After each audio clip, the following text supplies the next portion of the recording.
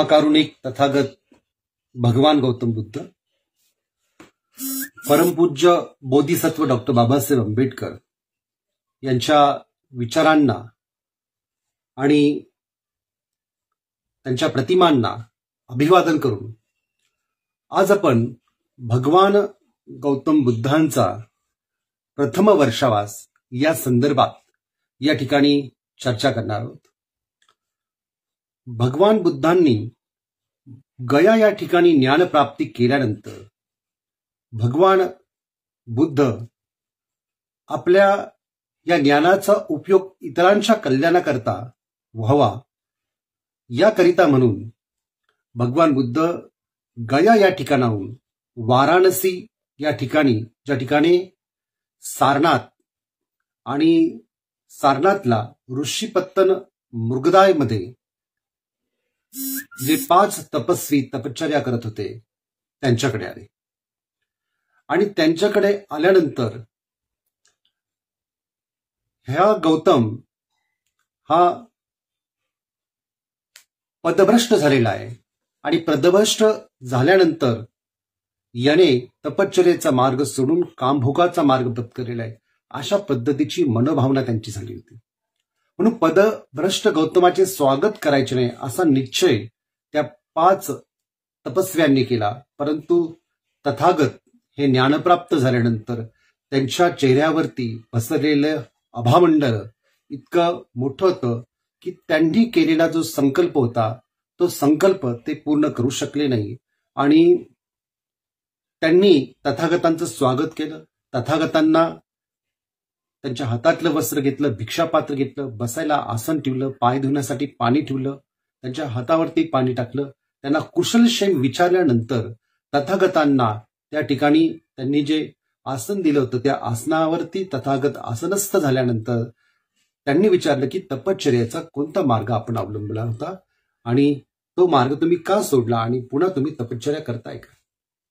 त्यावेळेस तथागत त्यांना असं म्हटलं की मी ज्ञान प्राप्त केलेलं आहे, मी सम्यक संबोधी प्राप्त केलेली आहे आणि या सम्यक संबोधीच्या अवस्थेतून मी परिपूर्ण परिशुद्ध झालेलो आणि या ठिकाणी मी आलेलो आहोत।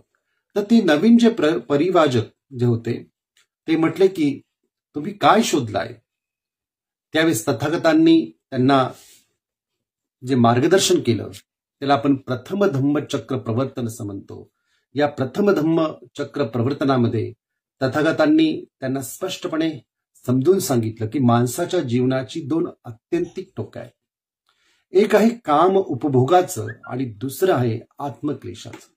हे दोन्ही जी मार्ग आहेत हे मार्ग माणसाला दुःखाकडे घेऊन जाणारी आहे आणि माणसाची ही दुःख जी आहेत तितकी प्रचंड आहे की या दुःखातून तो कधीच मुक्त होऊ शकत नाही आणि म्हणून काम भोगाचा मार्ग हा एक प्रकारे अज्ञानी व्यक्तीचा मार्ग आहे, आत्मक्लेशाचा मार्ग हा पण एका अज्ञानी व्यक्तीचा मार्ग आहे।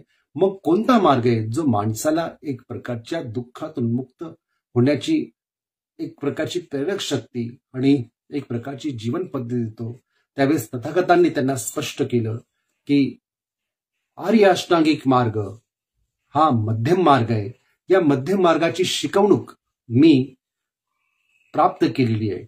हा मध्यम मार्ग माणसाच्या जीवनामध्ये कल्याण निर्माण करतो, हा मध्यम मार्ग माणसाचं जीवन उचित करतो आणि हा मध्यम मार्ग माणसाच्या जीवनाचं कल्याण साध्य करतो।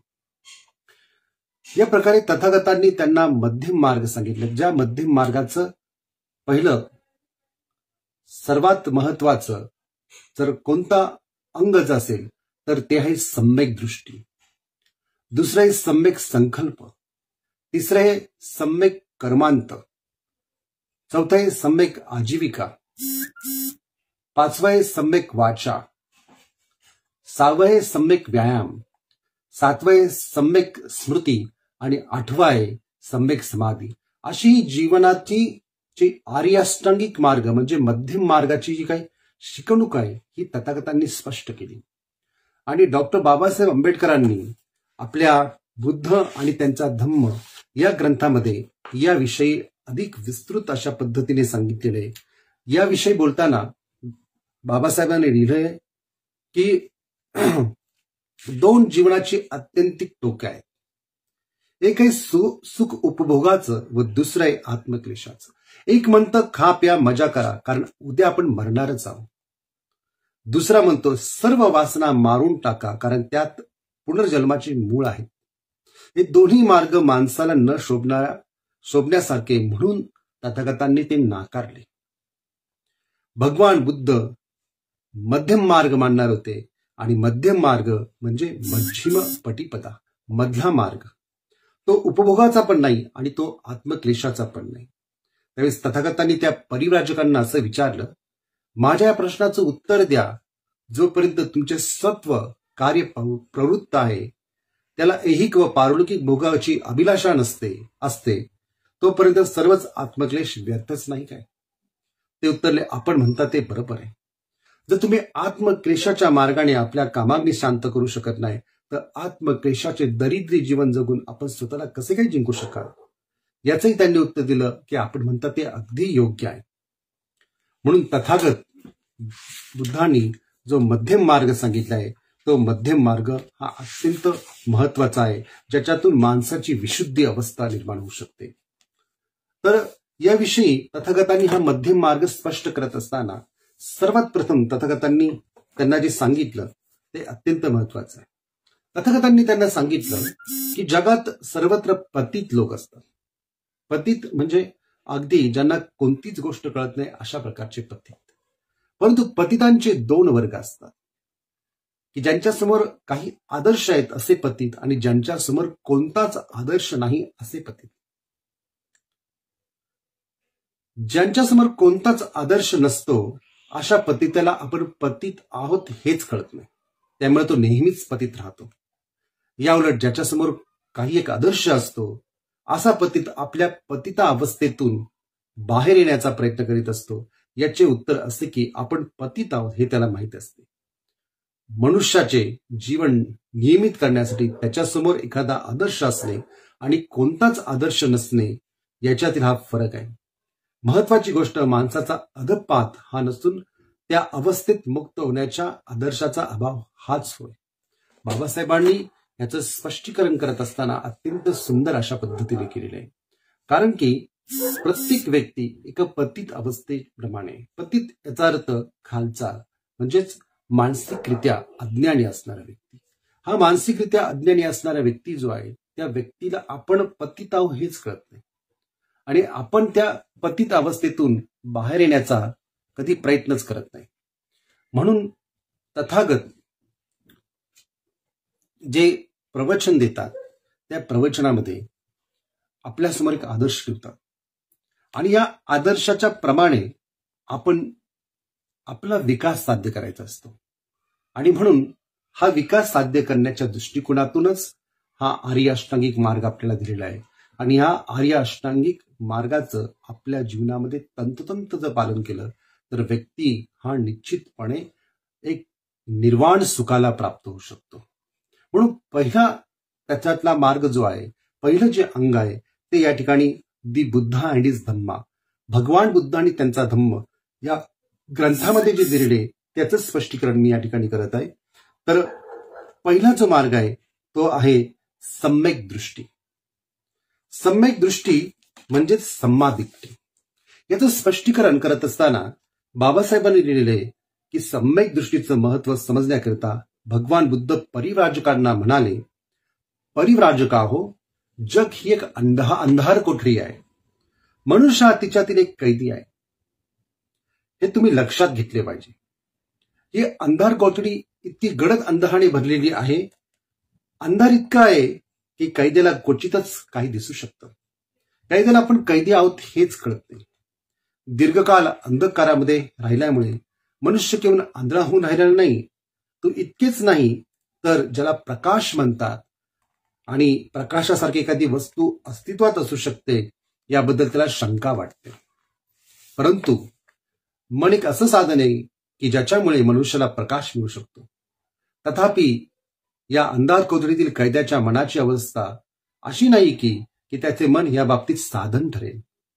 त्याच्या मनाची अवस्था त्यांना केवळ दृष्टी असल्यामुळे अंधारासारखी एक वस्तू अस्तित्वात आहे हे दाखवण्यापुरता अगदी थोडा प्रकाश आत येऊ देते. अशा प्रकारे त्याची आकलन शक्ती स्वभावता सदोष असते, परंतु परिव्राजका हो कैद्याच्या मनाची स्थिती इतकी निराशाजनक नाही हे लक्षात घ्या. कारण त्याच्यामध्ये इच्छाशक्ती नावाची एक शक्ती असते. जेव्हा योग्य हेतू निर्माण होतात त्या इच्छाशक्तीला जागृत करता येते व तिला गती देता येते. कोणत्याही दिशेने इच्छाशक्तीला गती द्यावी हे पाहणे इतकी जरी माणसाला प्रकाश मिळाला तरी मनुष्य अशा प्रकारे आपल्या इच्छाशक्तीला गतिमान करू शकेल. शेवटी त्याची इच्छाशक्ती त्याला बंधनमुक्त करू शकेल. अत्यंत महत्वाचा संदेश सम्यक दृष्टी स्पष्ट करत असताना डॉक्टर बाबासाहेब आंबेडकर दिले की जे काही अंधार कोठडी आणि मनुष्याची अवस्था एका कैद्याप्रमाणे त्या अंधार कोठडीमध्ये राहिल्यासारखी. खूप वर्ष त्या अंधार कोठडीमध्ये राहिल्यामुळे प्रकाश नावाची एखादी वस्तू गोष्ट अस्तित्वात आहे का नाही हे त्याला कळत नाही. परंतु त्याच्याकडे त्याची मनाची जी इच्छाशक्ती आहे, त्याची जी आकलन शक्ती जी आहे आणि त्याची जी मनोकामना आहे, या आधारे तो स्वतःला बंधमुक्त करण्याच्या दिशेने स्वतःच्या या इच्छाशक्तीला गतिमान करू शकतो. इतकी जरी त्याच्यामध्ये मनाची अवस्था निर्माण झाली, इतकी जरी त्याची इच्छाशक्ती योग्य दिशेने गतिमान झाली, तेव्हाच तो सम्यक दृष्टीच्या दिशेने पोहोचू शकतो. त्यावेळेस त्याला सम्यक दृष्टी प्राप्त करता येते. आणि म्हणून या ठिकाणी बाबासाहेब स्पष्ट करत असताना की अशा प्रकारे मनुष्य जरी बंधनात असला तरी तो बंधमुक्त होऊ शकतो. कितीही तो बंधनात असला, गुलामगिरीत असला, मानसिक गुलामगिरीत असला तरी देखील तो त्यातून मुक्त होऊ शकेल. शेवटी स्वातंत्र्याकडे नेणारी पावले तो टाकण्यास कोणत्याही क्षणी सुरुवात करेल.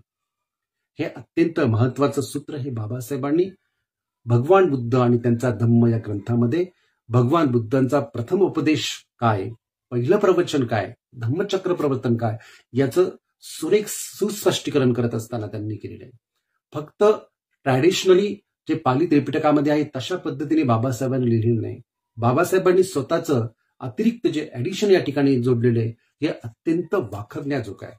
आणि म्हणून बाबासाहेब या ठिकाणी सम्यक दृष्टीला एक वेगळ्याच पद्धतीने एका वेगळ्या स्थितीमध्ये ते घेऊन जातात आणि माणसाला इच्छाशक्तीच्या आधारे तो स्वातंत्र्याच्या दिशेने आणि बंधनातून मुक्त होण्यासाठी तो स्वतःच्या इच्छाशक्तीला कार्य प्रवण करू शकतो अशा प्रकारची दृष्टी देऊ शकतात. आणि म्हणून सम्यक दृष्टी काय करू शकते तर सम्यक दृष्टी माणसाला बंधमुक्त करू शकते. सम्यक दृष्टीचा अंतिम उद्देश काय आहे परिव्राजकांनी विचारले आणि बुद्धांनी त्याला उत्तर दिले, अविद्येचा विनाश हाच सम्यक दृष्टीचा उद्देश आहे. सम्यक दृष्टी ही मिथ्या दृष्टीच्या अगदी उलट आहे. ज्या निरर्थक अशा पद्धतीच्या विचारधारा आहे, या निरर्थक विचारधारेच्या विरोधात असणारी जी एक प्रकारची दृष्टी आहे ती दृष्टी म्हणजे सम्यक दृष्टी. आणि अविद्या जी आहे आपल्या मनातील ती अविद्या, मग ती सामाजिक स्वरूपाची अविद्या असेल आणि ती मानसिक स्वरूपाची अविद्या असेल, अशा दोन्ही स्वरूपाच्या अविद्येतून मुक्ती म्हणजे एक सम्यक दृष्टी आहे. मनुष्याला दुःखाचे अस्तित्व आणि दुःख निरोधाचा उपाय ही उदात्त सत्य न समजणे म्हणजेच अविद्या. अविद्येचा अर्थ बाबासाहेबांनी स्पष्टपणे सांगितलाय की व्यक्तीला, मनुष्याला दुःखाचे अस्तित्व काय आणि दुःखाचा निरोध आणि त्याचे उपाय काय हे उदात्त सत्य न समजणे म्हणजेच अविद्या आहे. म्हणजे दुःख आणि दुःखातून मुक्तीचा उपाय हा समजणे म्हणजे सम्यक दृष्टी आहे. सम्यक दृष्टीचा हेतू माणसाने कर्मकांडाच्या विधींना व्यर्थ समजणे आणि शास्त्रांच्या पावित्र्यावर मिथ्या विश्वास टाकून देणे हा होय. सम्यक दृष्टीचा हेतू काय तर जे देव, ईश्वर यांच्या नावाने किंवा धर्माच्या नावाने जे कर्मकांड चाललेले आहे आणि त्या कर्मकांडाची जे विधी चाललेले आहेत त्यांना व्यर्थ समजणे आणि शास्त्राच्या पावित्र्याविषयी म्हणजे वेगवेगळ्या प्रकारची शास्त्र जे आहेत या शास्त्रामध्ये सांगितलेल्या पद्धतीनुसारच व्यक्तीचं जीवन नियमन होत असतं. अशा शास्त्रांच्या पावित्र्याविषयी, मग त्याच्यामध्ये वेद असतील, उपनिषद असतील किंवा पुराणे असतील, जे त्या काळामध्ये अस्तित्वात असणारी जी काही शास्त्र म्हणून गणले जात होते असे सर्वच ग्रंथ, या सर्वच ग्रंथांच्या मिथ्या गोष्टीवरचा विश्वास टाकून देणे हा सम्यक दृष्टीचा हेतू आहे. सम्यक दृष्टीकरता माणसाने अद्भुत कल्पनांचा त्याग केला पाहिजे. काहीतरी अलौकिक आहे, पारलौकिक आहे अशा गोष्टींचा त्याग माणसाने केला पाहिजे. निसर्ग नियमांच्या विरुद्ध कोणतीही गोष्ट होऊ शकते ही गोष्ट माणसाला मानता कामा नये. निसर्ग नियमाच्या विरोधामध्ये कोणती गोष्ट होऊ शकत नाही. जे निसर्ग नियम आहेत त्याच्या अनुसारच प्रत्येक गोष्ट घडत असते. म्हणून निसर्ग नियमाच्या विरोधात एखादी गोष्ट घडत असते अशा पद्धतीचा विचार हा चुकीचा आहे, मिथ्या आहे असं बाबासाहेब म्हणतात. सम्यक दृष्टी करता माणसे अद्भुत कल्पनांचा त्याग केलाच पाहिजे आणि त्यासोबतच वास्तविकतेचा आणि अनुभवतेचा आधार हा व्यक्तीने घेतला पाहिजे. हे अत्यंत महत्वाचं स्पष्टीकरण हे बाबासाहेबांनी द बुद्ध आणि धम्म या ग्रंथामध्ये दिले. जी काय अनुमाने आहेत, जे काय सिद्धांत आहे, हे सम्यक दृष्टीसाठी ताज्य आहे, जे काल्पनिक गोष्टीवरती आधारलेले आहे. स्वतंत्र मन आणि स्वतंत्र विचार हेच सम्यक दृष्टीसाठी महत्वाचे आहेत. म्हणून प्रत्येक माणसाला काही ध्येय, आकांक्षा आणि महत्वाकांक्षा असतात. अशी ध्येय, आकांक्षा, महत्वाकांक्षा ही उदात्त आणि प्रशंसनीय असावी, ती शुद्र आणि अयोग्य नसावी. हा सम्यक संकल्पाचा आशय आहे. जे पुढचं जे बाबासाहेबांनी सम्यक संकल्प सांगत असताना जी गोष्ट सांगितलेली आहे ती म्हणजेच प्रत्येक माणसाला काही ध्येय असली पाहिजे, त्याच्या काही आकांक्षा असल्या पाहिजे, त्याच्या काही महत्वाकांक्षा असल्या पाहिजे. अशी ध्येय, अशा महत्वाकांक्षा ही उचित आणि प्रशंसनीय अशा पद्धतीच्या असल्या पाहिजे. त्या शुद्र आणि अयोग्य असतं कामा नये. म्हणून प्रत्येक व्यक्तीने जीवनाची प्रगती करत असताना भौतिक प्रगतीसोबत त्याची धार्मिक प्रगती देखील केली पाहिजे. आणि धार्मिक प्रगतीचं अंतिम उद्दिष्ट बुद्धत्व प्राप्ती हे असणे आवश्यक आहे. की आणि बुद्धत्व प्राप्ती करण्यासाठी प्रेम, मैत्री, करुणा, मुदिता या भावनेची वृद्धी केली पाहिजे. म्हणून त्याचा सम्यक संकल्प जो आहे हा उदात्त आणि प्रशंसनीय असला पाहिजे. तो शुद्र आणि फक्त तात्पुरता स्वरूपाचा असू नये. तो एक पवित्र आणि उचित अशी अवस्था प्राप्त करणारा असावा. हा सम्यक संकल्पनाचा सगळ्यात महत्वाचा हेतू आहे. सम्यक वाचा, तिसरं जे अंग आहे या अष्टांगिक मार्गातलं ते म्हणजे सम्यक वाचा. सम्यक वाचा म्हणजे बाबासाहेबांनी खूप सुंदर स्पष्टीकरण केलेलं आहे. सम्यक वाचाचा अर्थ असा, माणसाने जे सत्य आहे तेच बोलावे, असत्य बोलू नये.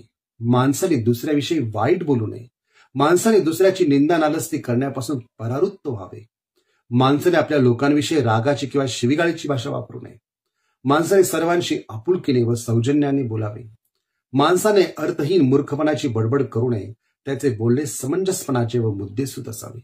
अत्यंत महत्वपूर्ण, कारण समाजाची जी एक प्रकारची एकत्र येण्याची जी शक्ती जी आहे ती या सम्यक वाचेवरती अवलंबून आहे.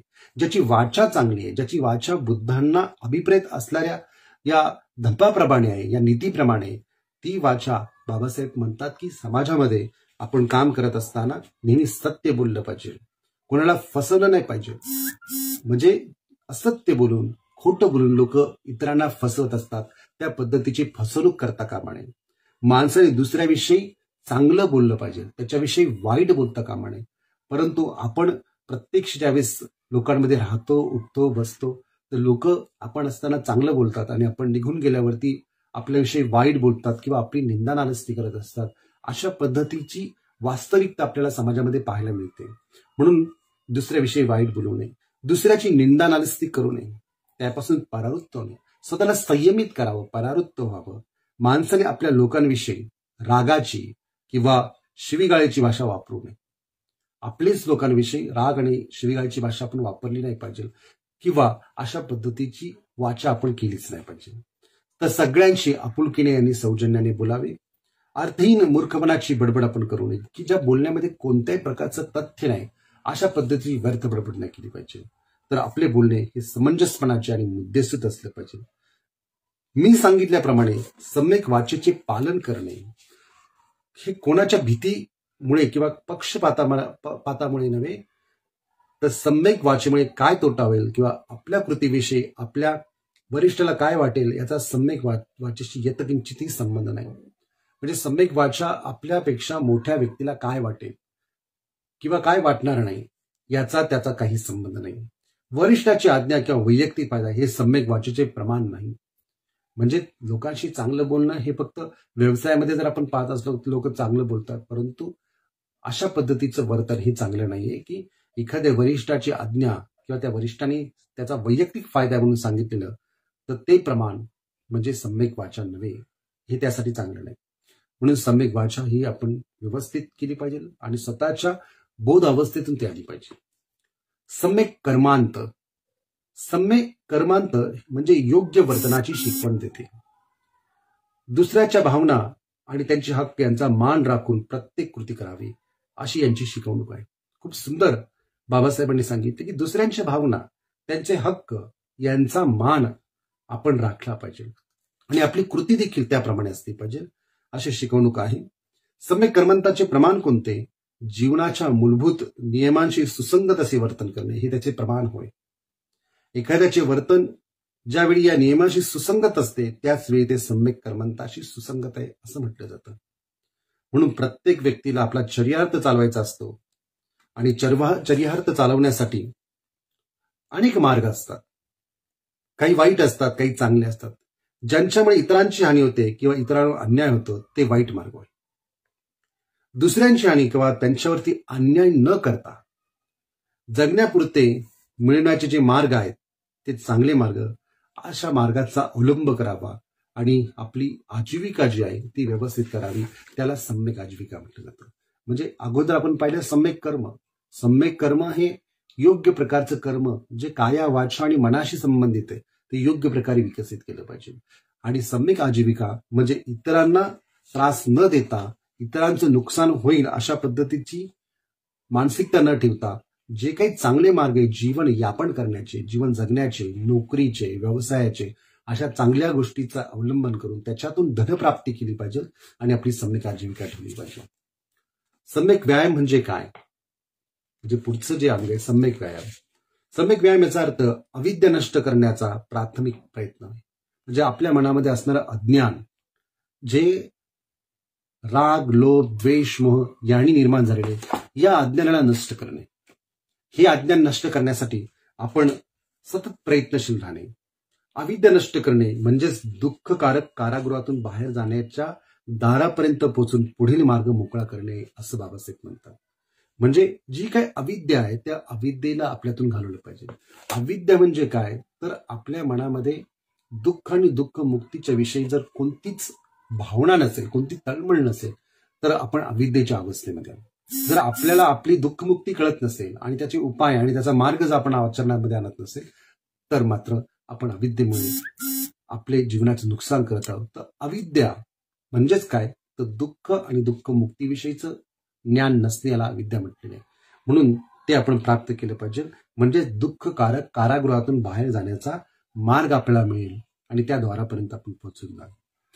बाबासाहेब पुढे लिहितात सम्यक व्यायामाचे 4 हेतू असतात. हे 4 हेतू कोणते तर आर्य अष्टांगिक मार्गाच्या विरोधी अशा चित्तवृत्तींचा प्रतिरोध करणे हा एक हेतू. म्हणजे अष्टांग मार्गाच्या विरोधात असणाऱ्या चित्तवृत्ती.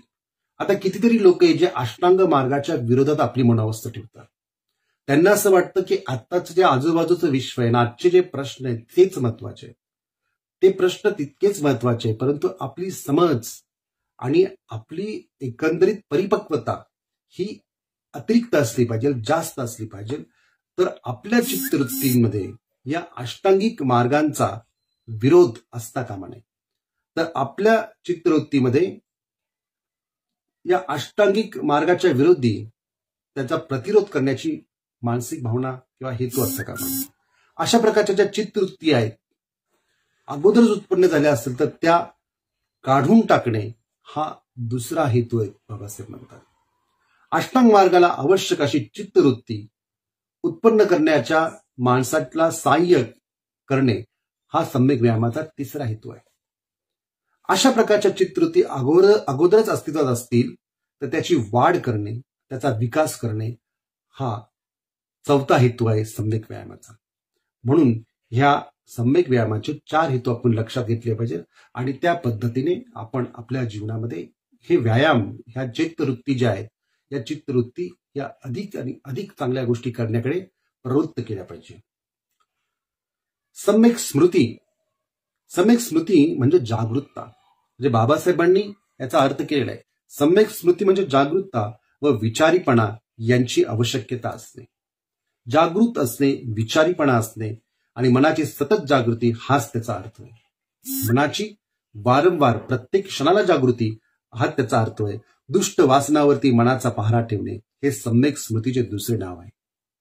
म्हणजे दुष्ट वासनावरती मनाचा पहारा ठेवणे म्हणजे बाबासाहेबांनी जे पारंपरिक बुद्ध धर्मामध्ये सम्यक स्मृती स्पष्ट करत असताना ज्या पद्धतीने भगवान बुद्धांनी सांगितलेले आहे, परंतु ते सांगताना देखील भगवान बुद्धांनी त्याचे अनेक स्वरूपामध्ये काया, मग चित्त, मग शरीराच्या वेदना, मग मनामध्ये निर्माण होणारे धम्म अशा पद्धतीने त्याचे विश्लेषण केलेलं आहे. परंतु या ठिकाणी आपण हे सम्यक स्मृती पाहत असताना बाबासाहेबांनी एक वाक्यामध्ये सांगितलेलं आहे, दुष्ट वासनावरती मनाचा पहारा ठेवणे हे सम्यक स्मृतीचे दुसरे नाव आहे. अत्यंत महत्वपूर्ण आणि योग्य पद्धतीने समर्पकरित्या बाबासाहेबांनी हे वाक्य लिहिलेले आहे आणि त्याचा अर्थ नक्कीच तोच आहे. म्हणून सम्यक स्मृतीची वाढ केली. स्मृती म्हणजे आठवण नाही, स्मृती म्हणजे जागृती, अवेअरनेस, किंवा ज्याला रिमेंबरन्स म्हटलं जातं, ज्याला सेल्फ रिमेंबरन्स म्हटलं जातं, ते सेल्फ रिमेंबरन्स ते इथं असलं पाहिजे. सम्यक स्मृतीनंतर परिव्राजकाव म्हणजे तथागत परिव्राजकाव सम्यक दृष्टी, सम्यक संकल्प, सम्यक वाचा, सम्यक कर्मांत, सम्यक आजीविका, सम्यक व्यायाम आणि सम्यक स्मृती प्राप्त करून घेण्याचा प्रयत्न करणाऱ्या माणसाच्या मार्गावर 5 अडथळे किंवा बंधने असतात. खूप सुंदर या ठिकाणी बाबासाहेबांनी विश्लेषण केलेले आहे की सम्यक दृष्टी, सम्यक संकल्प, सम्यक वाचा, सम्यक कर्मांत, सम्यक आजीविका, सम्यक व्यायाम आणि सम्यक स्मृती प्राप्त करून घेण्याचा प्रयत्न करणाऱ्या माणसाच्या मार्गात 5 अडथळे असतात. ती 5 अडथळे कोणती किंवा ती 5 बंधने कोणती? लोभ, द्वेष, आळस, सुस्ती, संशय आणि अनिश्चय हे ते 5 अडथळे आहेत. आणि म्हणून हे 5 अडथळे दूर करणे आवश्यक आहे. म्हणजे अगदी यथोचित बाबासाहेबांनी ज्या पद्धतीने विपश्यना साधनामध्ये ही 5 अडथळे बंधने सांगितली तर तीच या ठिकाणी सांगितलेली आहे. हे अडथळे म्हणजेच बंधने होय. त्याच्यामध्ये लोभ, द्वेष आणि आळस, सुस्ती, संशय आणि अनिश्चितता हे ते होय. आणि ते दूर करण्याचा मार्ग म्हणजे समाधी होय.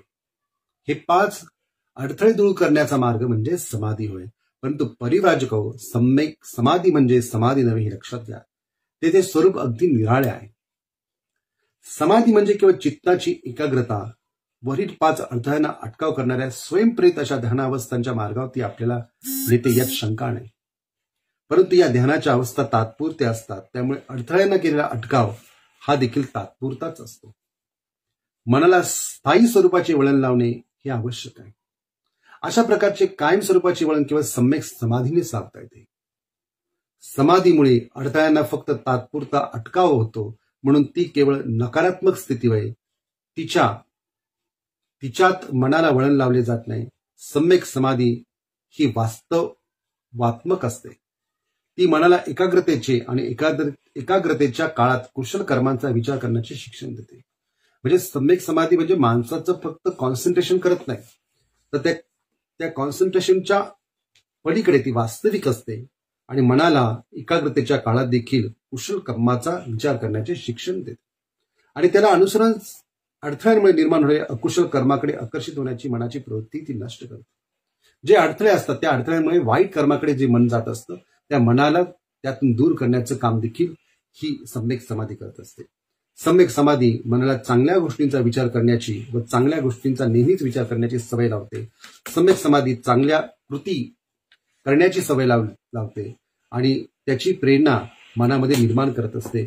आणि म्हणून हा जो अष्टांगिक मार्ग आहे त्या अष्टांगिक मार्गामध्ये सम्यक समाधी अत्यंत महत्वाचा भाग आहे असं बाबासाहेब या परिव्राजकांना समजून सांगतात. हे जे परिव्राजकांना समजून सांगतात तेच माणसाच्या जीवनासाठी देखील खूप आवश्यक आहे. कारण जीवनाची आत्यंतिक जी 2 टोके आहेत, एक कामभोग आणि दुसरं आत्मक्लेश, हे दोन्ही सोडून प्रत्येक व्यक्तीने या आर्य अष्टांगिक मार्गाचं पालन करणे, याचं आचरण करणे खूप आवश्यक आहे. जे शील, समाधी आणि प्रज्ञा या 3 अवस्थेवरती अवलंबून, ज्याच्या शिकवणुकीच्या आधारे आपण आपल्या जीवनामध्ये विशुद्धी प्राप्त करू शकतो, शुद्धता निर्माण करू शकतो, प्युरिफिकेशन आपल्यामध्ये निर्माण होऊ शकतं. आणि म्हणून या अष्टांगिक मार्गाचा उपदेश तथागतांनी प्रथम पंचवर्गीय भिक्षूंना दिला. पंचवर्गीय भिक्षू हे त्या ठिकाणी तथागतांचे शिष्य झाले. तथागतांचे शिष्य झाल्यानंतर या पंचवर्गीय भिक्षूंनी चिवर धारण केलं आणि चिवर धारण केल्यानंतर ते सारनाथ वाराणसी या ठिकाणी राहिले. ज्या दिवशी चिवर धारण केलं त्यातल्या एक व्यक्ती ज्याचं नाव होतं कौंडिन्य, कौंडिन्यला सत्य बसलं. कौंडिन्याने त्याच ठिकाणी अरहंत अवस्था प्राप्त केली, एक संवेग निर्माण झाला आणि अरहंत अवस्था प्राप्त केली. अशा पद्धतीने कौंडिन्य हा विकारमुक्त अवस्थेमध्ये गेला आणि म्हणून कौंडिन्याला अज्ञात कौंडिन्य असं म्हटलं जातं. आणि या अज्ञात कौंडिन्याच्या नंतर ज्यावेळेस तथागत त्या वाराणसीला ऋषीपतन मृगदाय वनामध्ये थांबले, त्यानंतर रात्रीच्या वेळेस यश नावाचा एक राजकुमार त्या ठिकाणी आला आणि तो अतिशय आपल्या जीवनामध्ये त्याला एक प्रकारचा उबक आला होता. उबक आल्यानंतर तो म्हटलं की काय सत्य असेल, कुठं सुख मिळेल, कुठं समाधान मिळेल, सगळ्याच गोष्टी माझ्याकडे आहेत, धन आहे, संपत्ती आहे, सगळ्या ज्या कामभोगाच्या वस्तू त्या मी उपभोगल्या आहेत, तरी देखील त्यातून मला समाधान मिळत नाही. मग मला समाधानाचा मार्ग कोण प्राप्त करू देऊ शकेल? त्यावेळेस तथागत त्याचं बोलणं ऐकतात आणि तथागत त्याला म्हणतात की मी तुला मार्ग सांगेन. आणि तथागत त्याला मार्ग समजावून सांगतात, जो अष्टांगिक मार्ग आहे, जो शील आचरण्याचा मार्ग आहे, जो सम्यक समाधीचा मार्ग आहे, जो प्रज्ञाप्राप्तीचा मार्ग आहे.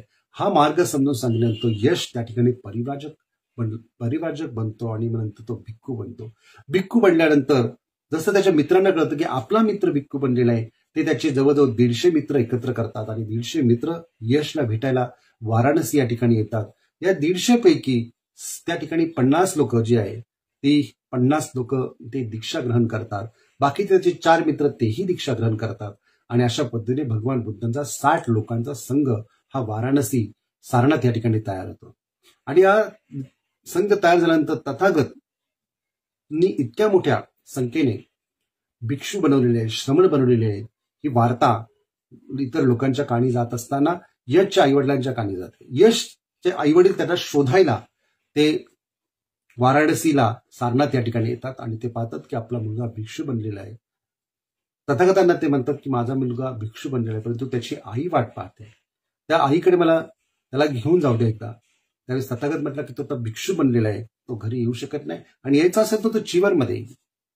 तर वडील ते म्हणतात की त्याच्या आईला त्याला पाहण्याची इच्छा आहे आणि म्हणून यश राजकुमार जो भिक्षू बनलेला असतो त्या भिक्षूला आणि त्याच्यासोबत असणाऱ्या संघाला ते घेऊन जातात. त्यांना भोजन दान देतात, त्यांना वस्त्रदान देतात, त्यांना औषध दान देतात, त्यांची व्यवस्था करतात आणि त्यानंतर ते प्रथम उपासक बनतात. तथागत त्यांना पंचशिलाचा उपदेश करतात. म्हणजे तथागतांना उपासक आणि उपासिका प्रथमतः जर कोण प्राप्त झाले असते, ज्यांनी बुद्धम शरणम गच्छामी, धम्मम शरणम गच्छामी आणि संगम शरणम गच्छामी म्हटले, असे यश या राजकुमाराचे आई वडील ते प्रथम त्यांचे उपासक आणि उपासिका बनले. ही वार्ता राजा बिंबिसाराच्या कानावरती जाते. राजा बिंबिसार देखील त्यांना भेटायला येतो. राजा बिंबिसाराची इच्छा ज्या ज्या पद्धतीची असते त्या सर्व इच्छा पूर्ण झालेल्या असतात. तथागतांना तो असं म्हणतो की तुमची सर्व व्यवस्था मी करेल, तुम्ही माझ्याकडे येऊन राहा. तथागत त्यांच्याकडे जातात, परंतु जाताना समग्र भिक्षू संघ घेऊन जातात. तथागतांचा भिक्षू संघ माझ्याकडे येत आहे हे पाहूनच त्याला इतका आनंद होतो, तो त्यांची सगळी व्यवस्था करतो आणि आपलं वेळुवन जे होतं, हे वेळुवन म्हणजेच बांबूंच्या झाडांचं जे काही वन होतं, हे वन तथागतांना ध्यान करण्यासाठी, तथागतांना राहण्यासाठी तो त्या ठिकाणी दान करतो. ही वार्ता आणखीन काही लोकांच्या कानावरती जाते. 3 जे काश्यप नावाचे बंधू असतात, त्यांचं नाव उर्वेला काश्यप, नदी काश्यप, गया काश्यप असे असतात.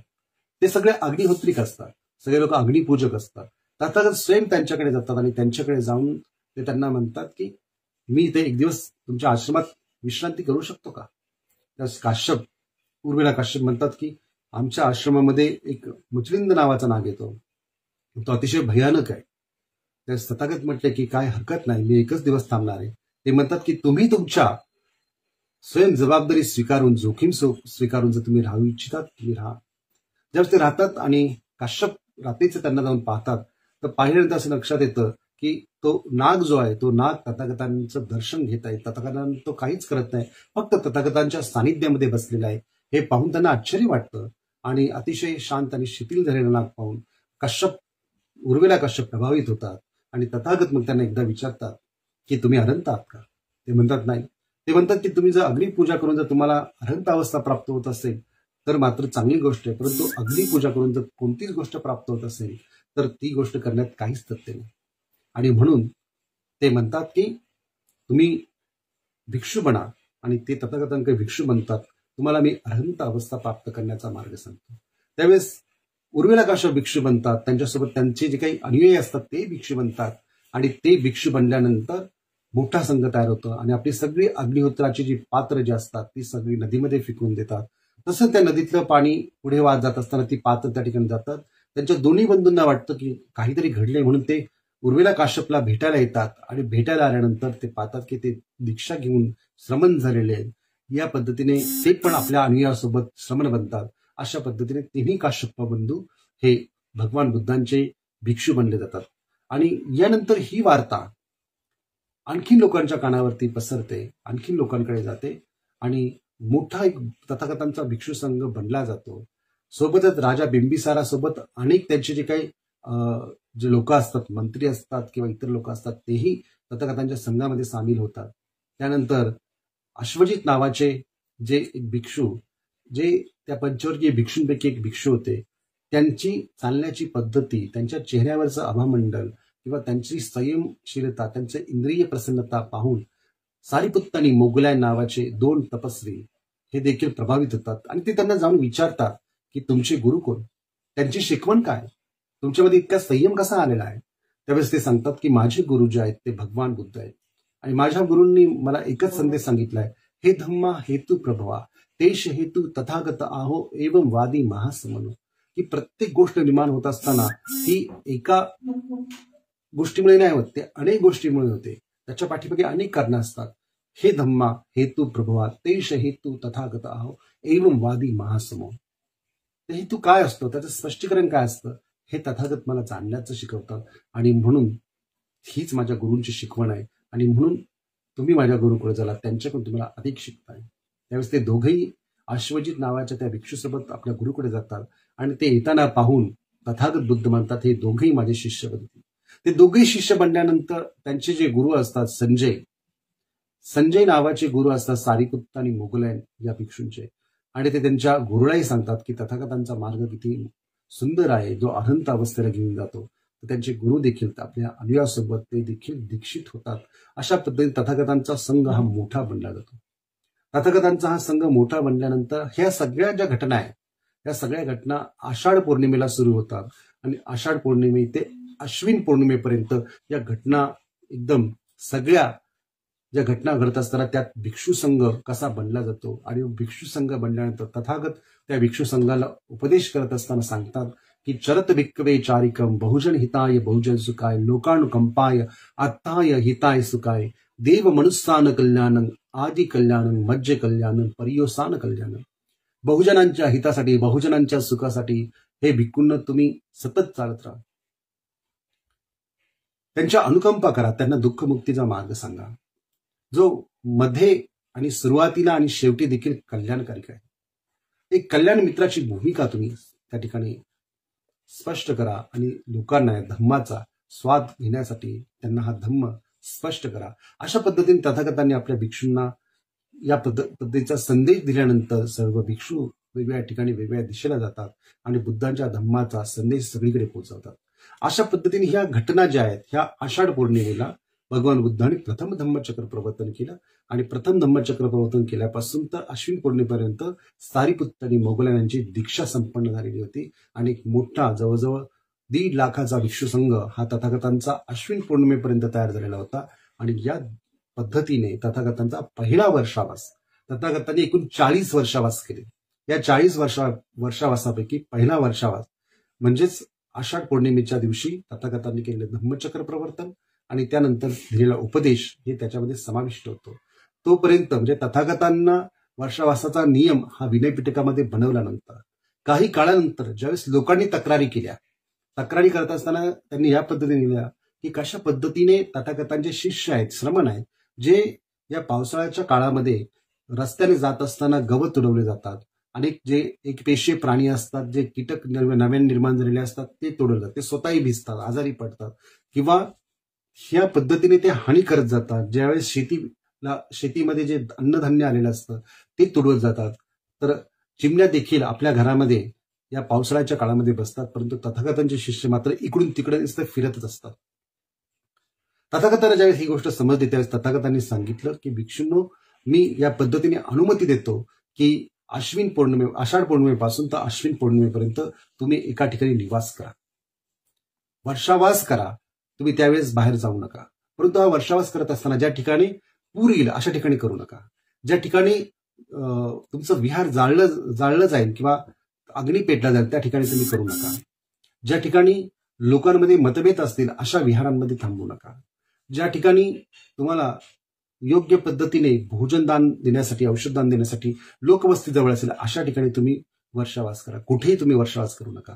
म्हणून या दृष्टिकोनातून वर्षावास म्हणजे काय, तर प्रचार फिरून न करता एका जागी बसून आषाढ पौर्णिमेपासून तर अश्विन पौर्णिमेपर्यंत लोकांना उपदेश करणे आणि स्वतःही भिक्षूंनी आपली जी आंतरिक धार्मिक प्रगती आहे ती करत राहणे आणि सखोल उच्च प्रगती करत राहणे, या पद्धतीने वर्षावासाला महत्व आहे. उपासक जे असतात ते या काळामध्ये भिक्षूकडे येतात, भिक्षूंना भोजनदान देतात, भिक्षूला औषधदान देतात, भिक्षूंना इतर काही वस्तू लागत असतील त्याचं दान करतात आणि त्यांच्याकडून धम्मप्रवचन ऐकतात, त्यांच्याकडून धम्म समजून घेतात, साधना करतात, उपवसत व्रत धारण करतात आणि आपल्याला देखील उच्च मार्गावरती धर्मावरती आरूढ करतात. हा वर्षावासाचा उद्दिष्ट आहे. परंतु बुद्धांचा वर्षावास हा त्यावेळेस नियम न झाल्यामुळे ते काही काळ सारनाथ वाराणसीला राहिले, त्याच्यानंतर ते कपिलवस्तूला गेले, त्यानंतर ते राजगृहामध्ये गेले, त्यानंतर ते उर्वेला या ठिकाणी गेले. अनेक ठिकाणी त्यांनी यामध्ये प्रवास केला. परंतु हे सगळं करत असताना तथागतांनी विनय हा वर्षावासाचा बनवला नव्हता. जेव्हा तो बनला तेव्हापासून तथागत एका जागी वर्षावास करत होते. म्हणून जवळजवळ 40 प्रकारचे तथागतांचे वर्षावास आहेत. त्या 40 वर्षावासापैकी हा पहिला वर्षावास म्हणजे पंचवर्गीय भिक्षूंची दीक्षा ते सारीपुत्त आणि मोगलांची दीक्षा इथपर्यंत येऊन थांबतो आणि यातून आपण तथागतांचं जीवनही समजून घेऊ शकतो, तथागतांचा उपदेशही समजून घेऊ शकतो. तर हा आपण समजाल अशी भावना करतो आणि या वर्षावासाच्या कालावधीमध्ये अधिक आणि अधिक आपण आपली धार्मिक प्रगती कराल ही मंगल भावना या ठिकाणी व्यक्त करतो आणि थांबतो. जय भीम, नमो बुद्धाय.